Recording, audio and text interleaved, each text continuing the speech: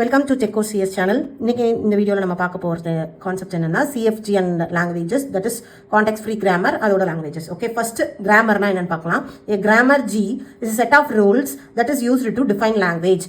Simple concept. இப்போ நம்ம நம்மளுக்கு இங்கிலீஷ் ஆல்ஃபபெட்ஸ் இருக்குது. இந்த இங்கிலீஷ் ஆல்ஃபபெட்ஸ்க்கு நம்ம என்ன பண்ணுறோம், சில செட் ஆஃப் ரூல்ஸ் வச்சுருக்கோம். அந்த கிராமர் பேஸ் பண்ணி தான் நம்ம சென்டென்ஸ், அந்த லாங்குவேஜ் எல்லாமே டிஃபைன் ஆகுது. அதே மாதிரி தான் நம்மளோட ஃபைனைட் ஆட்டோமேட்டா இந்த செட் ஆஃப் தியரி ஆஃப் கம்ப்யூட்டேஷனில் கிராமருங்கிறது set of rules that is used to define language. So a grammar can be formally written as, நம்ம ஆல்ரெடி என்எஃப்ஏடிஎஃப்லாம் டியூபிள்ஸ் படிச்சிருக்கோம் இல்லையா? அதே போல் கிராமரில் we are having 4 tuples, that is VTPS. இந்த விடிபிஎஸ் என்னங்கிறது நான் உங்களுக்கு சிஎஃப்ஜி எக்ஸ்பிளைன் பண்ணும்போது எக்ஸ்பிளைன் பண்ணுறேன். So what is context free grammar? சிஎஃப்ஜினா context free grammar can be defined with 4 tubules. அது என்னது? G is equal to VTPS. What is V? V is set of non-terminal symbols. Set of non-terminal symbols அப்படின்னா என்ன அர்த்தம்னா, நான் terminal. டெர்மினல்னா என்னங்க? டெர்மினல்னா ஏதோ ஒரு ஸ்டேஷன், அதாவது டெஸ்டினேஷன் மாதிரி, நம்ம அதோட அந்த இடத்துல முடியும்னு அர்த்தம். டெர்மினேட்டிங் பாயிண்ட்னு அர்த்தம். இதே நான் டெர்மினல்னா முடியலன்னு அர்த்தம். ஸோ நம்மளோட கேபிட்டல் A to Z தான் டெர்மினல்ஸ். நம்மளோட கேபிட்டல் லெட்டர்ஸ் எல்லாமே நான் டெர்மினல்ஸ். அதை நம்ம என்ன டிஃபைன் பண்றோம்? வின்னு சொல்லிட்டு டிஃபைன் பண்றோம். Next T, set of terminal symbols. So terminal முடிகிற சிம்பிள்ஸ், நம்மளுக்கு ஒரு அர்த்தம் கொடுக்குற சிம்பிள்ஸ் எதெல்லாம் பார்த்தா, small A to Z and then 0, zeros, ones, இந்த மாதிரி ப்ளஸ், ஸ்டார், டிவிஷன், இதெல்லாம் இருக்கு இல்லையா? ஸோ இதெல்லாம் செட் ஆஃப் டெர்மினல் சிம்பிள்ஸ், அதாவது நம்மளோட செட் ஆஃப் இன்புட் சிம்பிள்ஸ் மாதிரி வச்சுக்கலாம். Next P is production rule. Production rule என்னங்கிறது நான் சொல்றேன். Next S is start simple. So இந்த லாங்குவேஜ்ல இருந்து சிஎஃப்ஜில இருந்து ஜென்ரேட் பண்ற லாங்குவேஜ் பேரு CFL, that is context free language. Okay, context free language. So what is production rule? 4 tubules பார்த்தோம். VTPS. விங்கிறது செட் ஆஃப் நான் டெர்மினல் சிம்பிள், அது எப்பவுமே கேபிட்டல்ல தான் டினோட் பண்ணுவோம். டீங்கிறது செட் ஆஃப் டெர்மினல் சிம்பிள்ஸ், அது எப்பவுமே ஸ்மால் லெட்டர்ஸ்ல தான் டினோட் பண்ணுவோம். இது எப்பவுமே கேபிட்டல், இது ஸ்மால். ஓகே, எஸ்ங்கிறது நம்மளோட ஸ்டார்ட் சிம்பிள், பிங்கிறது production rule. What is production rule? A production rule has the form alpha tends to beta, where alpha and beta are strings on V union T. At least one symbol of alpha belongs to V. இது ரொம்ப நம்ம complicate பண்ணிக்க வேணாம், நான் சொல்றேன் பாருங்க. A tends to AB இப்படி இருக்குன்னு வச்சுக்கலாம். AB ஓகே, இப்போ ஏங்கிறது ஆல்பா, பிங்கிறது இது beta. So alpha tends to beta, இந்த ஃபார்மேட்ல தான் இருக்கும். இந்த ஆல்பாவும் பீட்டாவும் என்ன? Are strings on V union T. Okay, விங்கிறது என்னது? Set of non terminals. டீங்கிறது set of terminals. So set of டெர்மினல்ஸ்ங்கிறது எது? AB. நான் டெர்மினல் எது? Capital A. ஸோ இதோட யூனியன் பீட்டால வரலாம், இதோட V யூனியன் T ஆல்பால வரலாம். ஸோ இது ரெண்டோட காம்பினேஷன் தான் நம்மளுக்கு set of terminals and non terminals. இங்கே நம்ம ப்ரொடக்ஷன் ரூல்ல டினோட் பண்றோம். ஆனா ஒரே ஒரு condition, at least one symbol of alpha belongs to V. நம்மளோட ஒரு சிம்பிளாவது வில டினோட் ஆகிக்கணும். அதாவது என்ன சொல்ல வராங்கன்னா, V is set of நான் டெர்மினல்ஸ். கரெக்டா?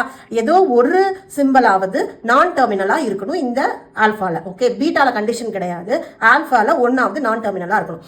இப்போ நம்ம இது நான் உங்களுக்கு எக்ஸாம்பிளோட சொல்றேன் பாருங்க.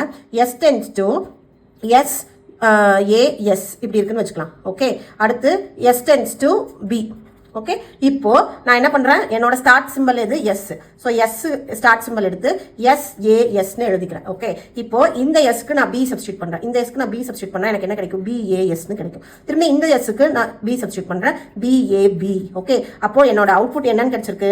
இதுக்கு மேல நம்ம எதுவுமே சப்ஸ்டியூட் பண்ண முடியாது, ஏன்னா இங்க நம்மளுக்கு நான் டெர்மினலே கிடையாது. இது எல்லாமே டெர்மினல். டெர்மினல்னா இதோட முடிஞ்சிருச்சுன்னு அர்த்தம். ஸ்மால் வேல்யூஸ்க்கு நம்மளால திருப்பி நம்மளோட வேல்யூஸ் சப்ஸ்டியூட் பண்ண முடியாது. அப்போ ஸ்டார்டிங் சிம்பிள் எஸ்ல இருந்து நம்ம என்ன பண்ணிருக்கோம்? நம்ம ஒரு அவுட்புட் டிரைவ் பண்ணிருக்கோம் with the help of this production rule. So இதுதான் production rule. இந்த production rule எந்த ஃபார்மேட்ல இருக்கும்னா, alpha tends to betaங்கிற ஃபார்மேட்ல இருக்கும். இதோட ஸ்டார்டிங் சிம்பிள் இருக்கும், பிளஸ் இந்த ஆல்பால என்ன இருக்கும்? நான் டெர்மினலும் இதுலயும் நான் டெர்மினலும் இருக்கும். ஒரே ஒரு கண்டிஷன், ஒரு நான் டெர்மினலாவது இங்க இருக்கணுங்கிறது condition. Now we will see the types of grammar. ஆக்சுவலா நம்ம வாட் இஸ் கிராமர் படிச்சோம். Chomsky's hierarchy of language define the following types of grammar. சாம்ஸ்கின்றவர் என்ன பண்ணியிருக்காருன்னா, இதெல்லாம் தான் டைப்ஸ் ஆஃப் கிராமர்னு சொல்லி நம்மளுக்கு டிஃபைன் பண்ணியிருக்காரு. So first we will see there are 4 types, that is type 0, type 1, type 2, type 3. First we will see type 0. What is type 0? அந்த grammar unrestricted grammar, அதாவது எந்த ஒரு கண்டிஷனுமே கிடையாது அந்த கிராமர்ல. ஓகே, இதை எது ரெகனைஸ் பண்ணும்னா, டியூரிங் மெஷின் அப்படிங்கிற ஒரு ஆட்டோமேட்டா ரெகனைஸ் பண்ணும். ஓகே, ஸோ நம்ம இது வந்து என்னன்னா டியூரிங் மிஷின்ங்கிறது நம்ம அப்கமிங் செஷன்ஸில் பார்ப்போம். இது என்ன ஜென்ரேட் பண்ணுன்னா ரிகர்சிவ்லி என்யூமரபிள் லாங்குவேஜ் ஜென்ரேட் பண்ணும். இதோட ஃபார்மேட் எப்படி இருக்குன்னு பார்த்தீங்கன்னா ஆல்ஃபா டென்ஸ் டு பீட்டா. இந்த ஆல்ஃபா டென்ஸ் டு பீட்டாவில் இந்த ஆல்ஃபா வந்து combinations of V and T, that is non terminals and terminals, அப்புறம் ஒரே ஒரு non-terminal, okay, and then combinations of terminals and non-terminals. இது வந்து alpha. Next beta வந்து என்ன இருக்கும்னா combinations of non-terminals and terminals. So இதுதான் இதோட format. Next type 1. Type 1 என்னன்னா context sensitive grammar. Okay, context sensitive grammar. இது என்ன automata recognize பண்ணும்னா linear bounded automata recognize பண்ணும். Okay, இதுல இருந்து நமக்கு கிடைக்கிற language வந்து sensitive, context sensitive language. Okay, இதோட format எப்படி இருக்கணும்னா நம்ம என்ன வேணாலும் non-terminal terminals வரலாம். அதோட length வந்து பாத்தீங்கன்னா இதை விட இது லெசர் தென்னா இருக்கணும். ஓகே, ஆல்பா பீட்டா விட ஆல்பா லெசர் தென்னா இருக்கணும். Next type 2. டைப் 2 தான் நம்ம இப்போ இந்த அப்கமிங் வீடியோஸ்ல பார்க்க போற grammar, that is context free grammar. Context free grammar வந்து என்ன ஆட்டோமேட்டா வச்சு ரெகனைஸ் பண்ணுவாங்கன்னா புஷ் டவுன் ஆட்டோமேட்டா வச்சு ரெகனைஸ் பண்ணுவாங்க. அதுல இருந்து ஜென்ரேட் ஆகிற language context free language. So இதோட ஃபார்மேட் எப்படி இருக்கணும்னா alpha tends to beta.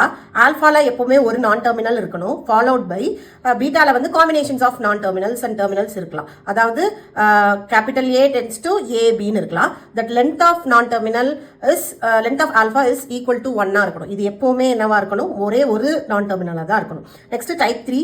Type 3ங்கிறது regular grammar. Okay, regular grammar வந்து ஃபைனைட் ஆட்டோமேட்டாவால் ரெகனைஸ் பண்ணலாம். It generates regular language.